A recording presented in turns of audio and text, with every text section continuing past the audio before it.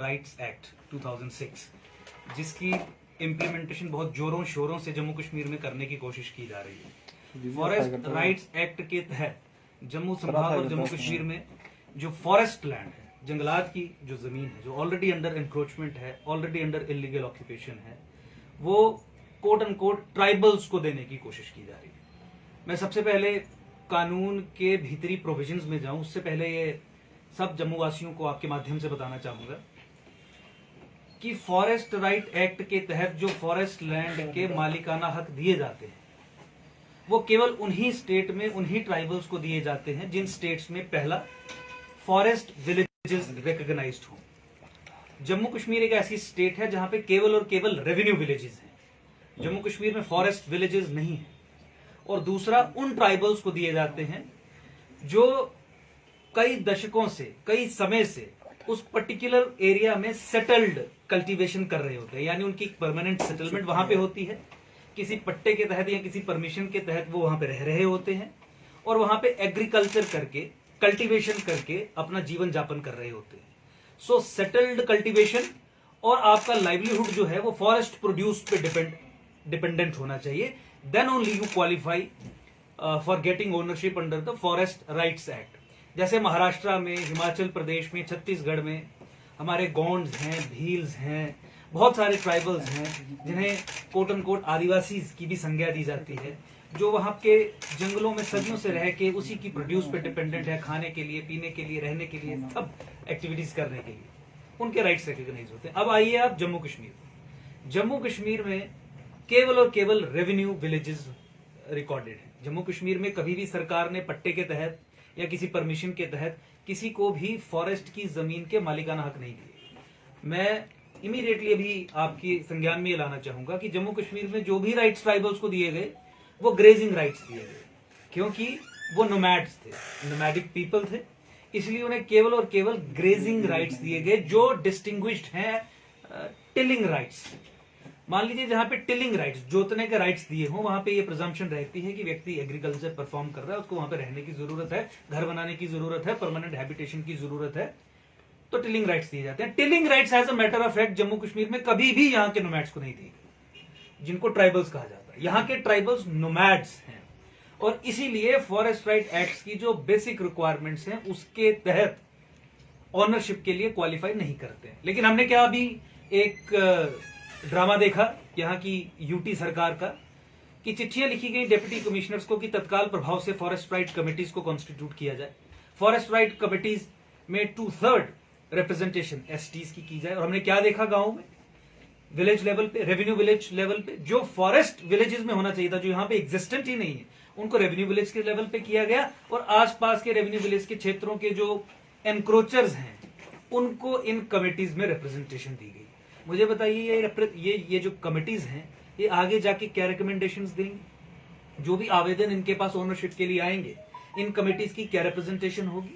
और जब सरकार ने ही मोहर लगा दी कि ये forest right act Jammu Kashmir के लिए भी बढ़िया है और ट्राइबल एम्पावरमेंट के लिए हमने इसे इंप्लीमेंट करना है, तो मुझे बताइए सरकार जो इस चीज को बेच रही है, ट्राइबल एम्पावरमेंट को जो मार्केट कर रही है, क्या इन कमिटीज की रिकमेंडेशंस को वो टर्न डाउन करेगी?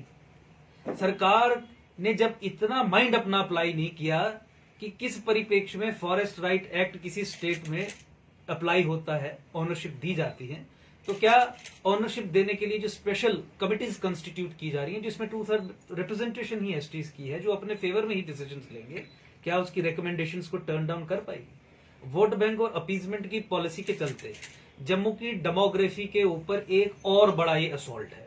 और मैं आपके माध्यम से आज पूरे जम्मू कश्मीर के निवासियों को, खासकर जम्मू संभाग के निवासियों को ये बताना चाहूंगा कि जो महबूबा मुफ्ती 14 फरवरी 2018 के ऑर्डर से अचीव नहीं कर पाई, आज वो भाजपा फॉरेस्ट राइट एक्ट को यहाँ पे एक्सटेंड करके और उसके तहत जंगलों के मालिकाना हक एक कम्युनिटी विशेष के नाम पे दे के और इलीगल तरीके से उसे अचीव करने का प्रयास कर रही है। 14 फरवरी 2018 का ऑर्डर आप सब लोग जानते हैं। लीगल इम्यूनिटी दी गई थी एक धर्म विशेष के लोगों को, खासकर मुसलमानों को, कि आप जम्मू संभाग में जंगलात की जमीन हो, फॉरेस्ट की जमीन हो, स्टेट लैंड हो, रिवर बेड्स हो, आप उसे एनक्रोच कर सकते हैं।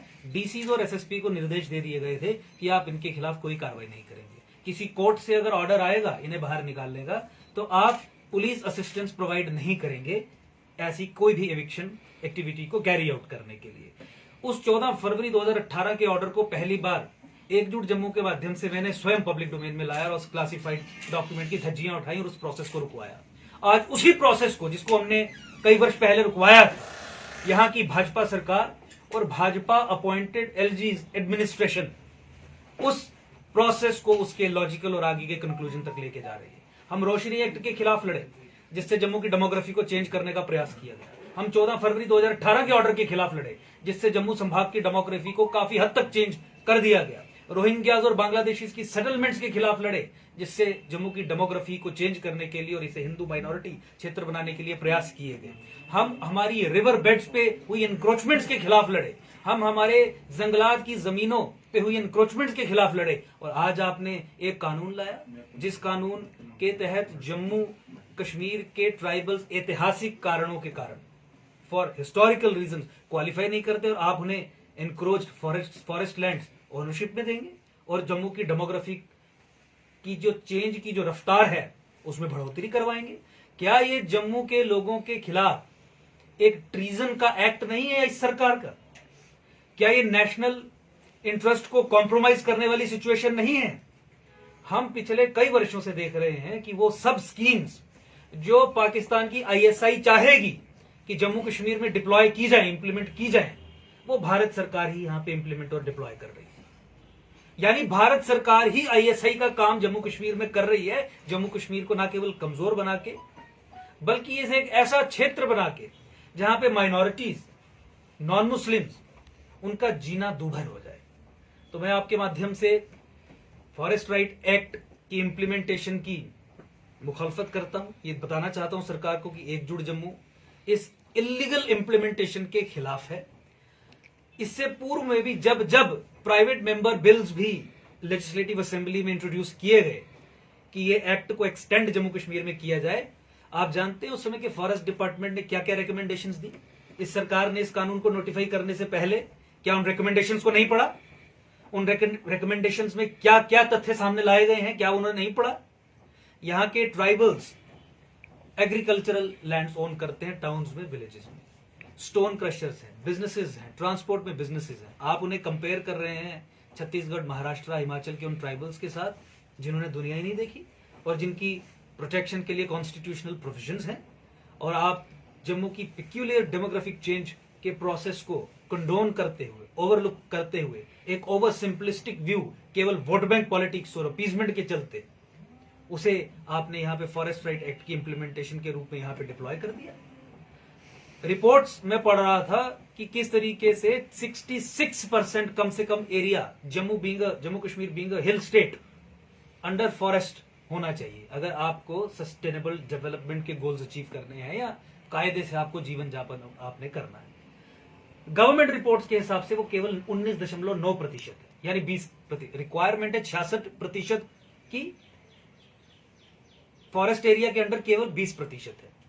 कारण क्या है? रिपोर्ट्स में बताया गया है 10 मिलियन लाइव स्टॉक के सेंसस के हिसाब से 10 मिलियन लाइव स्टॉक है जम्मू कश्मीर, जिसका बहुत बड़ा प्रेशर जंगलात पे है ग्रेजिंग के कारण, और जिससे जंगलात डिप्लीट हो गए हैं और ओपन फॉरेस्ट की कैटेगरी में आ गए हैं। अब आप उस प्रोसेस को अरेस्ट करने के बजाय, जंगलों को फिर से खड़ा करने के बजाय, जंगलों की जमीन अब आप होलसेल में, थोक में एक समुदाय विशेष को दे देंगे।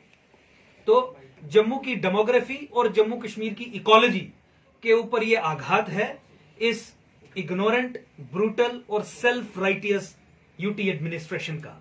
बिना पढ़े, बिना लिखे ये कानूनों को एक्सटेंड करते हैं और केवल वोट बैंक की राजनीति के कारण उसकी इंप्लीमेंटेशन करवाने का काम करते हैं।